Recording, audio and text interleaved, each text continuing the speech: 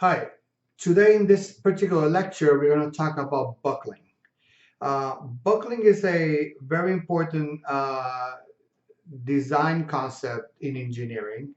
And to better understand buckling, the best way to understand about buckling is think about you take a structure and you're going to give a very small disturbance to it. And if the structure goes back to the original configuration, then it's stable, otherwise it's not. The best way to think about this is a paper, right? I take this paper, and if I give a small disturbance, eventually the paper is going to go back to where it was. This is a stable configuration. If on the other hand, I take my paper like this, and now I'm going to give a very small perturbation, you can see that the paper is gone. It doesn't go back to its original configuration. In that particular case, we say the configuration is unstable. To see a couple of examples, you saw the Tacoma Bridge example, and that particular example is fascinating because you are talking about a bridge that's completely built with the bridge is completely built with concrete and steel, high grade steel, and is still able to break and act like a paper. Because what happens is the whole structure comes in resonance with the natural frequency. Think about this. If you have some of the older washing machines at home, like older ones, and you're going to see that all of a sudden, for particular loads that they end up on one side of the washing machine, you're going to hear the taka taka taka taka taka. Then all of a sudden, your washing machine was here and moved spots. It's a heavy washing machine, but it moved like very easily. It lost its stability.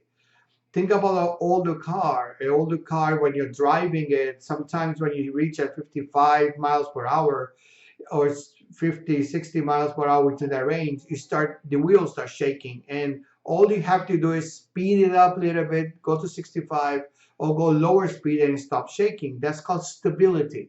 It's losing stability. The whole structure loses its stability. Okay.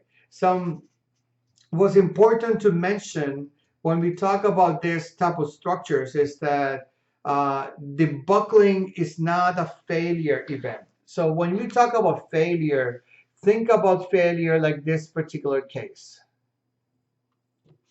This is a failure. You see, here it has failed.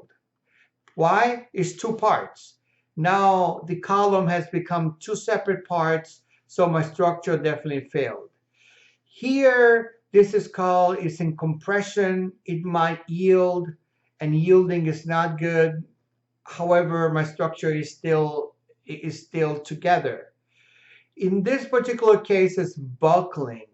Buckling, your structure can still function, so it's not two parts. You can see this is two parts. This is still intact. It's one part. It just now has buckled. It has taken a shape. And in that shape, we don't like it, but that means they cannot take any more load, right? If I add more load to that, it doesn't have the ability to carry anymore. Other examples are, if you look at a soda can, if you have done this, right? I'm not sure how many of you have taken a soda can and you start shaking it, shaking it, shaking it, or played even American football with it, and eventually what happens is it keeps expanding until it explodes. That's called loss of stability. Another way of seeing the soda can is when you step on it and you will hold so much until it finally buckles. A case of a water tank, you can see how you can see the buckling effect there. And the skins of the airplanes, you can see that this is actually in the airplane case. We designed the skins to be post buckled.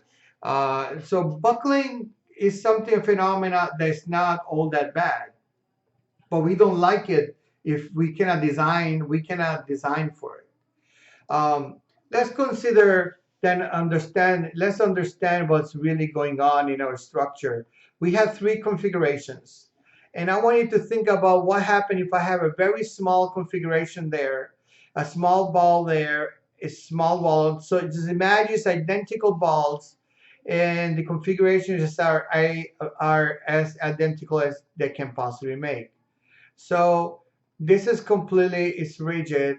This is a rigid wall, and oops.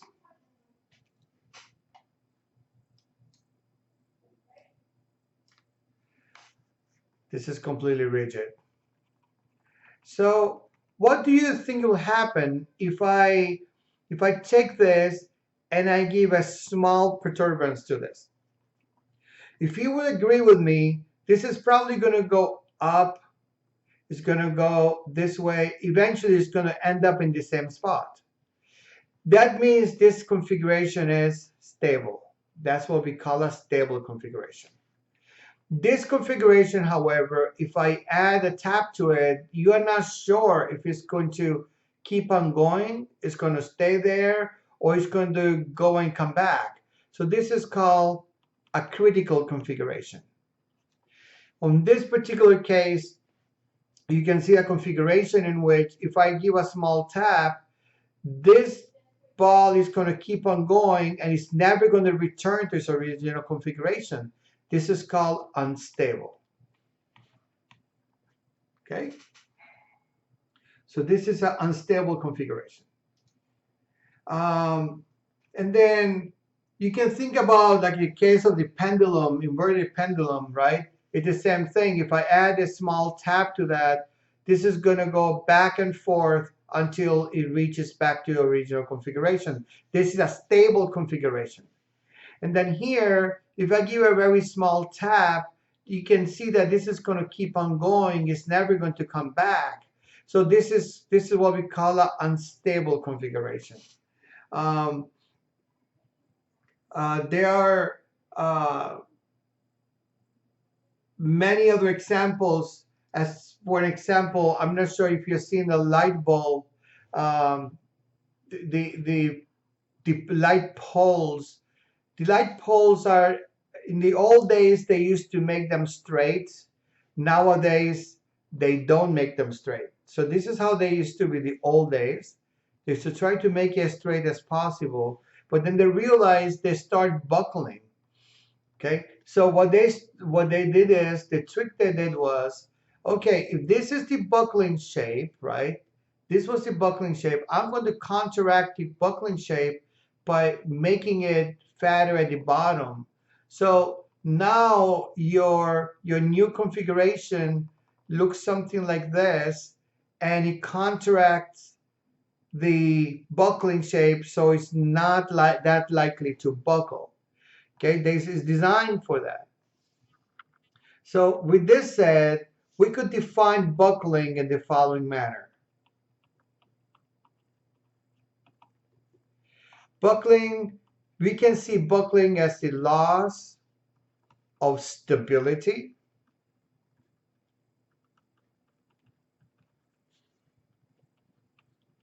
of the structure,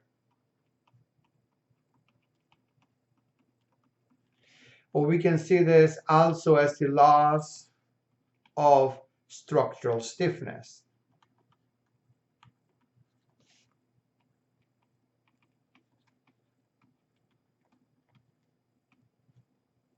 Okay. Now, when we work with buckling, there are two different case scenarios. The first one is what we call the perfect column. The perfect column is rarely found in our designs. It's the columns that's completely straight, is perfectly straight, and the load is acting right in the center. So we call it concentric load. So here, when we say is perfect, we are talking about is straight, and the load is concentric.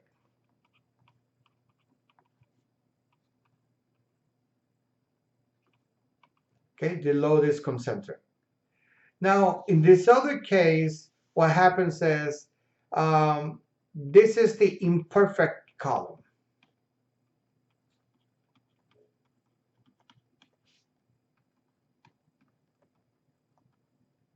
Okay, in the imperfect column, Now you load, there are two cases. One, when the load actually acts at the edge, so now it has an eccentricity E.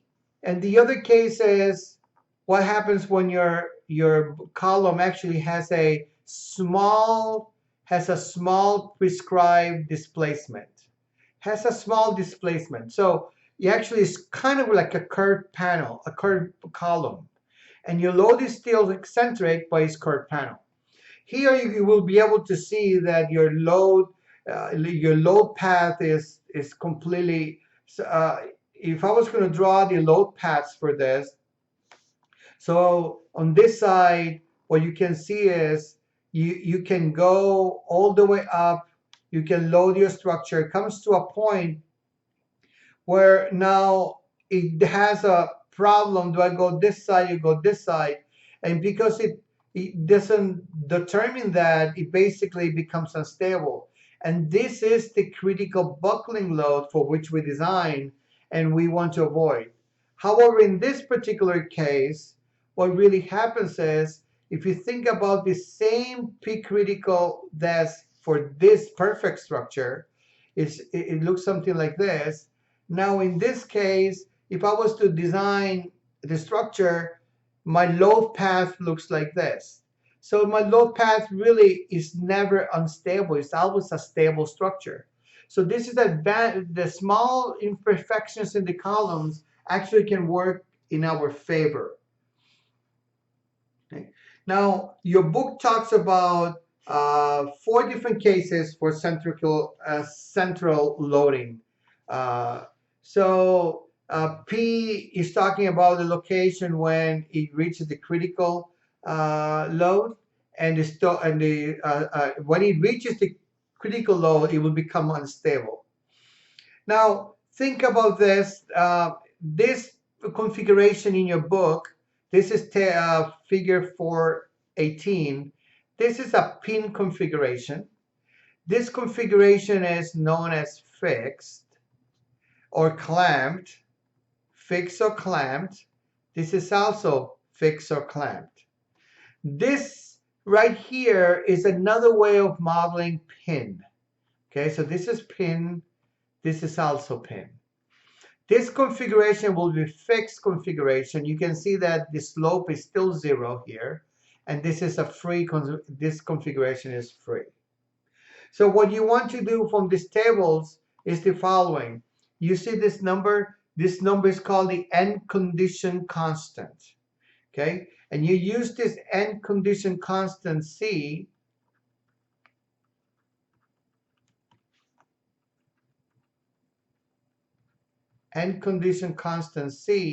to do the following. LE is equal to L divided by square root of C, okay? And this is how you will find it. Let's for an example. If case A, then your LE will be L square root of 1 is equal to L. This is the effective length that we'll use for analysis. Okay, if I had, let's say, case D, okay, case D, your C is equal to 2, so it's L divided by square root of 2. So all going to depend on your end fixity constant. Okay. Now, for these problems, we define and we need something we call the critical slenderness ratio. Okay, so it's the critical slenderness ratio.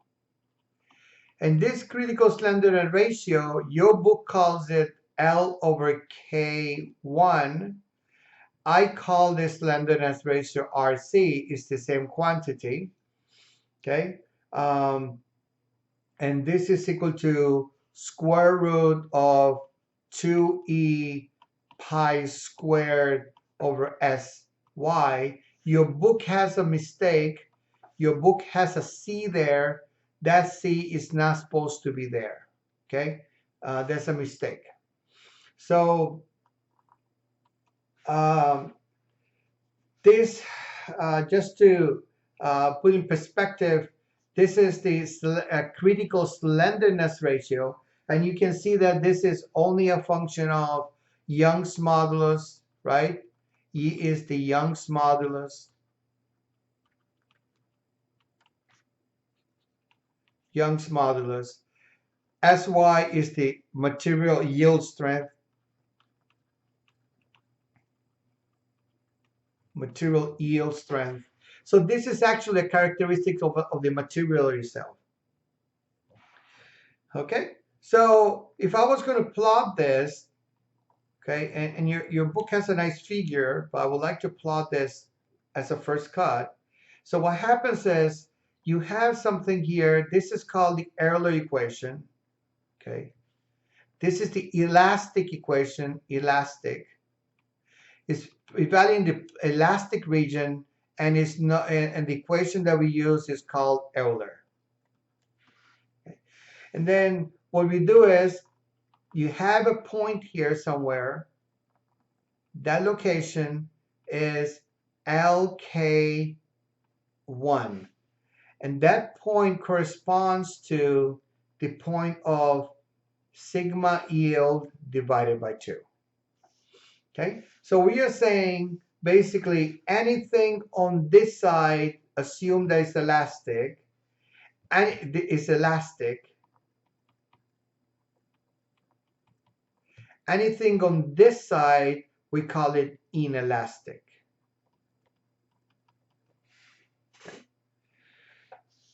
So then also up here, when I reach, this is nothing else than L over K, and this is your S. So when I reach S yield, now this is what happens. J.B. Johnson came with this equation. He said, I can take this and I can create a curve fit that will go exactly from here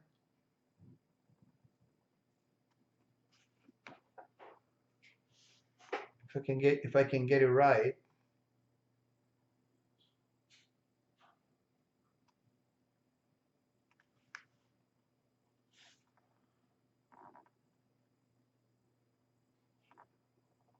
Okay, so J.B. Johnson said that. So what he's saying is, if I had another value, if I had a value, let's say somewhere over here, let me change the colors. If I had a value of slenderness ratio over here, and I decide to use my elastic curve, note that what's going to happen with the elastic curve is going to intersect somewhere over here. But my column already failed. This is the maximum available. Your equation is saying, hey, this is all you have available in your problem, or the maximum, this one. I gone beyond my yield, so my structure actually failed. It's in the, and I don't like that. So this is the reason we use this equation. And for this particular case, for any value here, I can find my critical load, and my critical buckling load typically is given by this equation. Okay.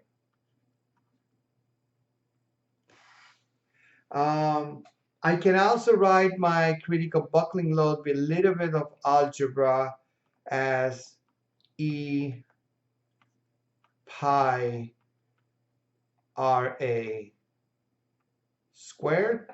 This will be my area. This will be my sigma critical. And what is this value? This value, I call this value RA, is the actual slenderness ratio. Okay, is L over K. And here you will use L effective and K. K is your radius of gyration that's given by the square root of I divided by area. Okay, and this is the actual slenderness ratio. Okay. So the same plot is given in your textbook as I just explained. We have to keep in mind again this value right here. Your book has it wrong.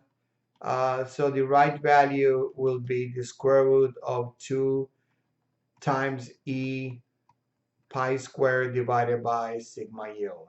This is 2. Okay. So when you solve these problems, you can immediately see that I want to see on which side of the equation I am. I'm either on this side or I'm on this side. Okay. So let's see what happens. So when I am evaluating this, the very first thing I'm going to do in the problem is I'm going to find the length. Okay. To find the length, I'm going to find the end condition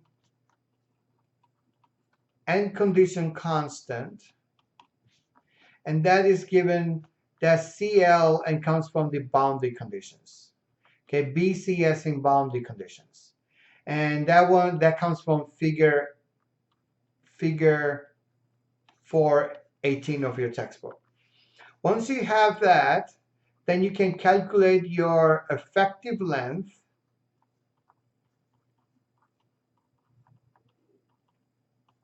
You can calculate your effective length, and your effective length is given by LE is equal to L divided by CL.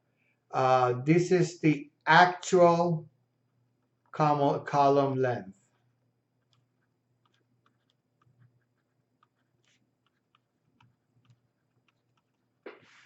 Okay. Now, step number 3, find your critical slenderness ratio.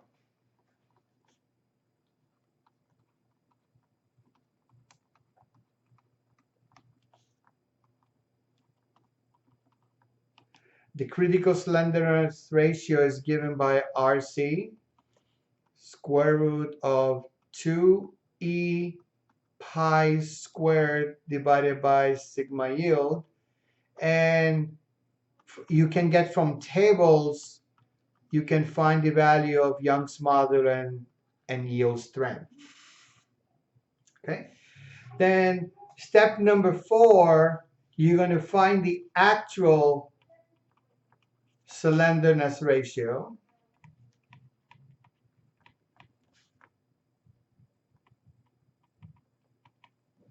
That will be RA is equal to LE divided by K. To find the K, that's a radius of gyration. K is equal to inertia divided by A. So K, give me a sec. K is the radius of gyration.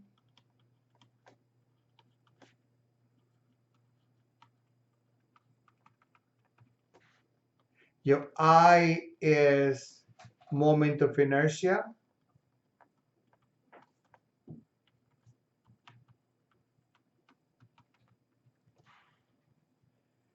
Your A is cross-sectional area.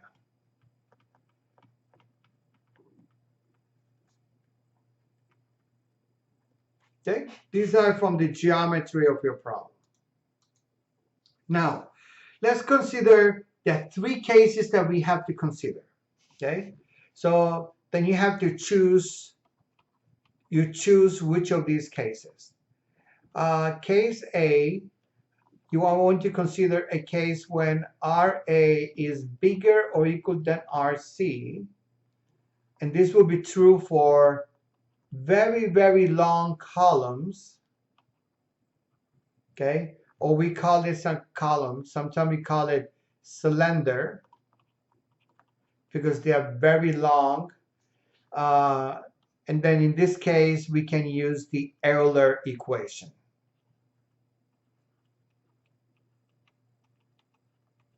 Okay. And so the case I'm talking about in this particular case, you're talking about a column is completely elastic. So you're saying that you are in this region over here. You are in the elastic region. Okay, so your P critical in this case is equal to P critical divided by area, pi squared EI LE squared divided by area.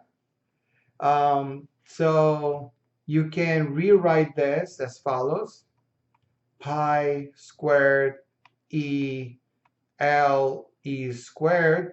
Realize that this is nothing else than k, so I can bring it down here and say this is divided by k squared. You can also show that the whole equation is also equal to pi squared E, and this is your actual slenderness ratio. Okay, so this is case A. Then you have case B. Okay, case B will be the case in which your slenderness ratio is actually bigger than 10 but less than RC. This is an intermediate column.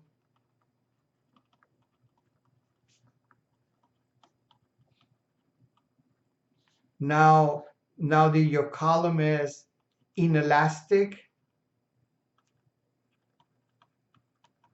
and we typically use the J.B. Johnson equation.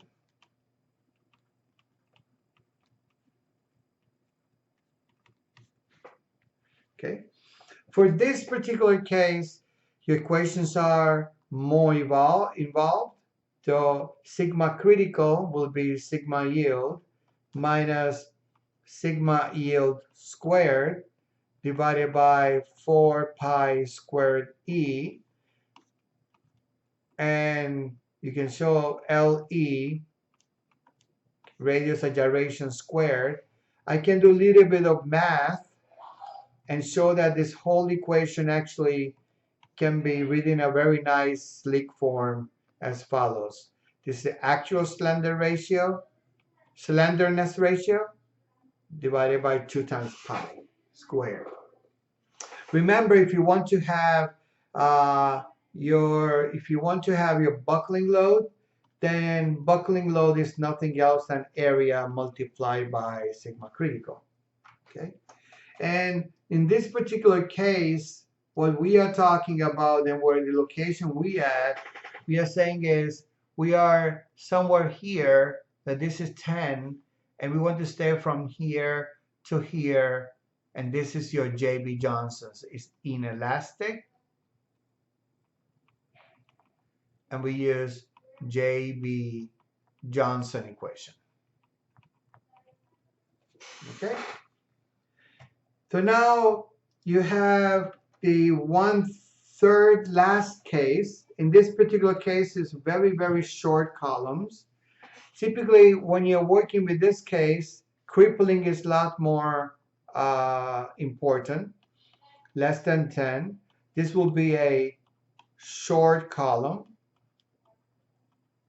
Okay, and then in this case, yield becomes a lot more important and critical. Now, you can make the argument and you can say, well, you know what happens here? You could make the argument, just give me a minute.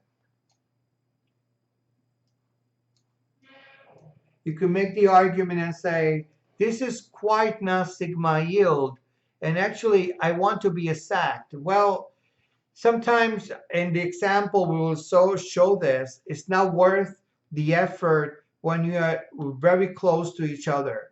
So it's very common to say, if I'm over here is 10, just go ahead and use sigma yield and you should be good enough. Actually, this is J.B. Johnson equation. The real equations many times, they're going to look something like this. Your real curves of your material At this point, they will be all the same, but as you're going after this line, they might end up doing, after this line, they might do something like this.